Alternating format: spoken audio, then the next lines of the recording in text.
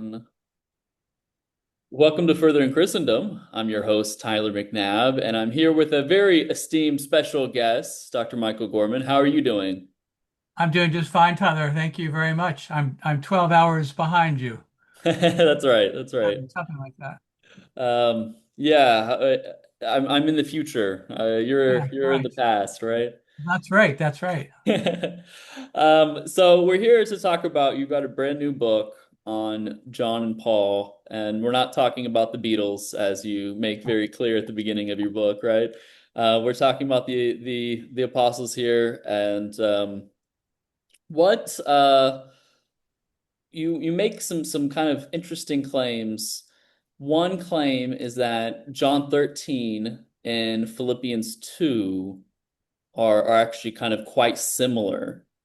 In fact, you argue that they're so similar that maybe one of the authors knew of the other's work, right?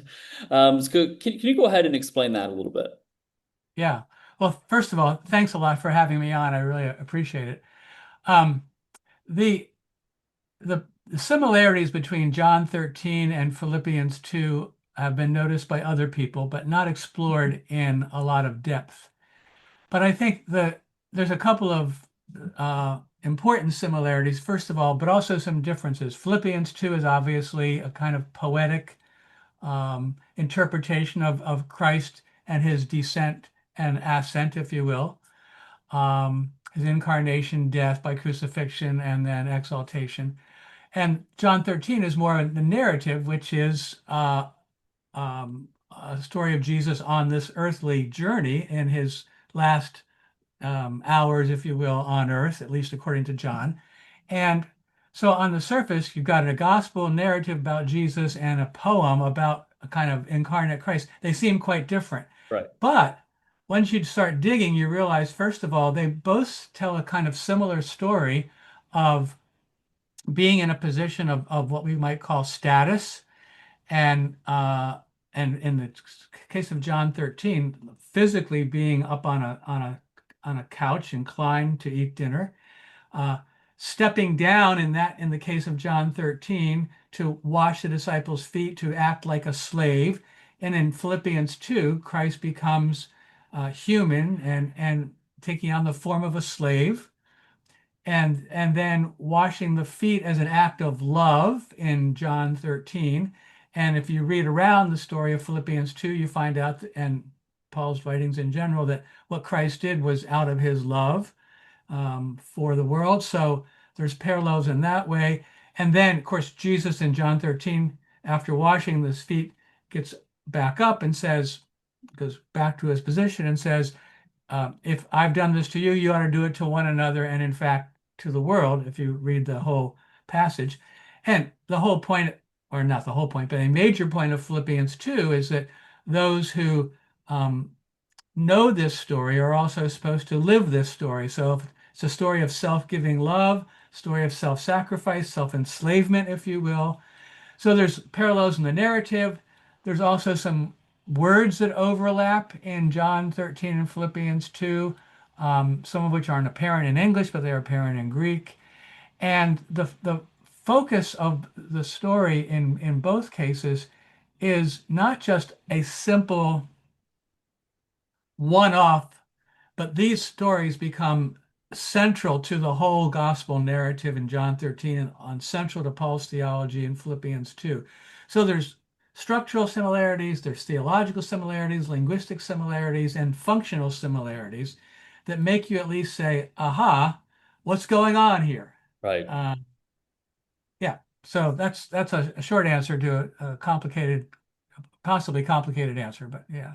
Okay, so you say that, John 15 and Paul's kind of genuine theology of union with Christ, union in Christ, that they share lots of similarities and overlaps. Can you just mention that briefly? Sure. Um, in in John 15, Jesus says, abide in me as I abide in you. And then if you don't abide in me, you will be cut off. branches cut off. But if you do abide in me, you will bear much fruit. So there's what some scholars have referred to as a mutual indwelling, Christ or Jesus in the disciples and the disciples in Jesus. Abide in me as I abide in you. And the purpose of that abiding is to produce fruit. When we get to the writings of Paul, being in Christ is all over the place. 160 occurrences if you look at all of the Pauline letters. And in a few places, there's also the language of not only disciples or participants being in Christ, but Christ being in them. Most famously, no longer I who live, but Christ who lives in me, Galatians 2. But we get similar sentiments in other places, especially say in Romans 8. So there's this similarity of a kind of indwelling that is mutual, and that mutuality doesn't appear anywhere else, no other gospel, no other writing, at least not explicitly. And the purpose of bearing fruit, it's pretty clear that even in John, Jesus isn't talking simply about a kind of privatistic mystical experience, but it's in the purpose of furthering his mission. And we even get the language of fruit in Paul when he speaks about the fruit of the Spirit, Mm. because not only do disciples or participants abide in Christ and them and they in him, but the same language of the Spirit is used, abiding in the Spirit and the Spirit, or living in the Spirit and the Spirit in you or in us. So um, mutual indwelling, bearing fruit, participating in the work, the loving work of Christ are two of the major similarities, and others that we could go into with more time, but I think those hit the main points. Okay, so basically what we have here, we have John 13 and Philippians 2, and we have syntax, grammar, we have themes, we have um, even movements, physical movements within the text that are similar, that are parallel. We have John 15 and Paul's doctrine of union in Christ and bearing fruits and all that kind of discussion. So perhaps the viewer right now is like, okay, actually, maybe there is a lot there is a lot in common in Paul and John.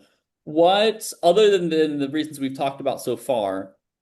What other kind of, what's your strongest reason for thinking that Paul or John knew of one another, or one of them knew of the other at least? What's your strongest reason for thinking that that's the case outside of what we've discussed already? Well, I mean, I could write a very long book. This is not a long book, but there are a lot of similarities that people have surfaced, in addition to the ones that I've surfaced. But a couple of the others that I mentioned in the book are how in both Paul and John, there's a notion of the Father sending both the Son and the Spirit. In Paul, for instance, in the fullness of time, God sent forth his Son, and then two verses later, same language, God sent forth his Spirit. Of course, in John, all over the place, Father's ascending, the one who sent the Father. I mean, sorry, the Father's the one who sent the Son, and then he's going to send the Paraclete, who's another Paraclete, so similar to Jesus in some way, in some kind of function or whatever. So there's that. There's also, and very interestingly, we've talked about being abiding in Jesus or being in Christ. In both Paul and John, there's a little Greek preposition, eis, which means into, that John uses repeatedly and Paul uses on occasion to speak about believing into Christ or into Jesus, not simply believing in him. And that into implies either attachment or, as I would argue, movement from outside to inside this person. Um, and that's unique to these two. And there's other, as I said, other language that we could get into, but it's not so much, from my point of view, it's not so much one item. Hmm. It's this confluence, this cluster, if you will, Right. of this, that, and this that are so central to the theology and spirituality of each writer that makes you say, okay, can we make some kind of um, is there some kind of relationship here? At least it raises the question in a serious way. Right. No, it absolutely does. And I guess the one question that immediately comes to mind, right? The once you get to the toward the end of the book, that's when like the real controversial stuff starts to come out, right? And so, whose work is prior? I mean, generally New Testament studies, right, would be like, oh no, if anything, right, if there is some sort of influence, it would be Johannine influence. Uh, um, sorry, Johannine influence would it's late in Vietnam here. Paul, Pauline influence on the Johannine texts, right? If anything, that's what it would be. And so, what are your thoughts on that? Is that your view, or do you go actually for is Paul a Johannine theologian? Yeah. So I went into this assuming, with everybody else in the field, that the Gospel of John is later than Paul's writings, that is, and produced in the 90s, probably. I just assumed that fairly uncritically. And I've taught the Gospel of John for years. I've basically taught that position. So I assumed that if there was any, or if there were any kind of relationship, it would be that John was influenced by Paul. The more I looked at some of these parallels, I realized that there were several options. They could be independently similar, or they could be one influencing the other, Paul to John or John to Paul, highly unlikely John to Paul for most New Testament scholars, or there could be some kind of mutual influence. And I was open to all of those. As a matter of fact, I just assumed that Paul had influenced John once, if there was any influence, and I began to think there was, so I thought, how to be that? And then the more I looked at the evidence and the logical probability of which direction would make more sense, and I can come back to that, I began to shift my own position. At the same time, I'm rereading for probably the 20th time Raymond Brown's commentary on the Gospel of John, and he says there are Johannine traditions in the 40s. So I began to think, well, wait a minute. Hmm. I probably thought that before and even knew that before. But if there are Johannine traditions in the 40s, then it could be the other way around, that Johannine traditions influenced Paul. And I began to move in that direction. In the book, I proposed two versions of that thesis. I call the soft and the hard version. The soft version is oral or even written traditions, but not the full gospel, are known to Paul. And the hard version is the gospel more or less as we know it, not exactly necessarily, but more or less in final form was known to Paul. I should add real quickly, um, at the same time I'm finishing this book, I'm learning about a book by my friend Mark Goodacre at Duke, who wrote a book arguing that John knew all three synoptics. Hmm. And so I had just finished doing some work on Paul and Mark. And again, there's this supposition that if there's any relationship between Paul and Mark, Mark knew Paul and was Right. influenced by Paul. I began to see some close similarities and began thinking it was the other way around. Well, then Mark Goodacre's argument kind of sealed the deal for me. If if Paul knew if Paul might have known John and John used Mark, I'm not going to date them in the later part of the first century, but in the earlier part, then it makes sense to me that Paul knew some version of John and some version of Mark, which is crazy, yeah, for a New Testament scholar to say. I'll Right. be the first one to admit it. Yeah. So why not say something like, so I think in the text, if I remember correctly, it's been a minute now though, so forgive me if I No, misrepresent no. you. Um, you say something like it's kind of like phenomenologically speaking, it's really hard for you to imagine. Say it's hard to imagine that um, John would take the words of Paul and Yes, put them on the lips of Jesus. there we go. There we Yeah, go. words about in indwelling or That's something right. like That's right. yeah. And my guess is you want to know why I think that. Yeah. Right, right, right. So in John's language of abiding in Jesus, it's largely limited to John 15. It's really one episode where that gets, especially the mutuality is there. However, Paul's language of being in Christ and Christ being in us is throughout the writings. So, and First John, which I think is written after the Gospel of John and is kind of an early interpretation of the Gospel of John. In First John, we get a very similar thing where we get the language of the Gospel of John, including the language of being in. We get that spread throughout First John. It's not in one place.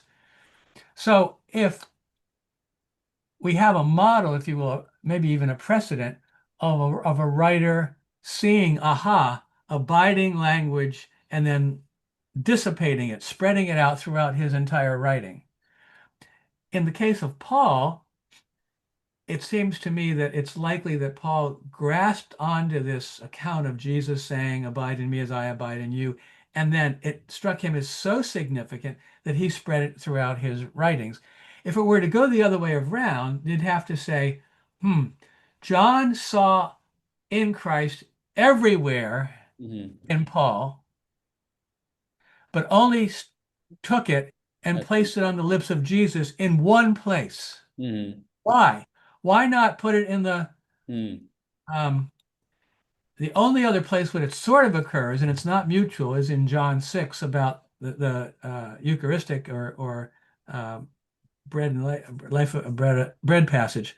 Um, if you're going to take a central concept of Paul and put it on the lips of Jesus, why not put it in 4 or 5 places if it's in 150 places in Paul's letters? It doesn't seem logical to me to only put it in one place. It seems much more logical the other way around.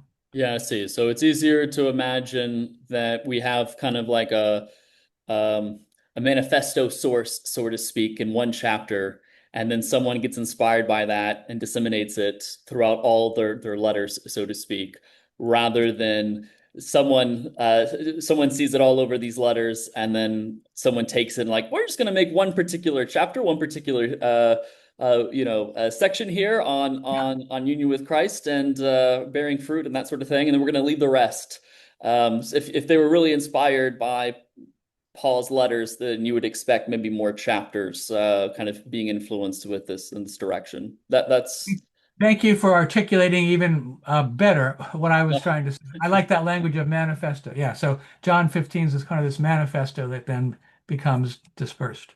And so then when someone says, well, why can't we just imagine a later Christian community who knows about Paul, who just later adds this into Jesus' words? Well, that's the answer, right? The answer is that we would expect that then, if that were the case, we'd expect to see it more within the Gospels, and we don't. So, Yeah. Yeah. okay.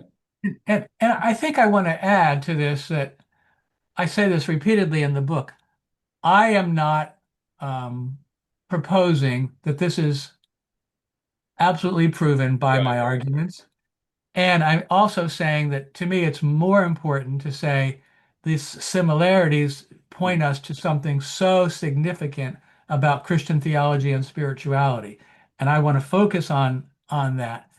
But the thing that's going to get people riled up and is getting people riled up is going to be the whole idea that perhaps we have Paul as a Johannine theologian, which is for me it is the bottom line, but it's The main point. not the main point. Yeah. Right. No, fair enough. Fair enough. And then before you depart from us here, what are you working on now? Can you give us any hints? Sure. I have a Pauline theology coming out in October with Erdman's. It's called Life Transfigured, a Contemporary Pauline Theology. It's about 400 pages, and I think people will find it quite interesting for a variety of reasons. And then I've just finished the copy editing, or the copy editing has just been finished on a commentary on Philippians, which will be out in about 10 months. Awesome. Early, Do you make early. any references to John 13 at all? I do. I do. Excellent. Excellent. Yeah. Awesome. Well, thank you so much for joining us, and I hope you have a wonderful rest of the day. Wish me luck, even though my brain is completely fried right now. I've got to go give a talk online to a university. So, Oh, a my. Okay. Well, university all the student group. best, So, Tyler. Thank you so much. Good to talk to you. yeah.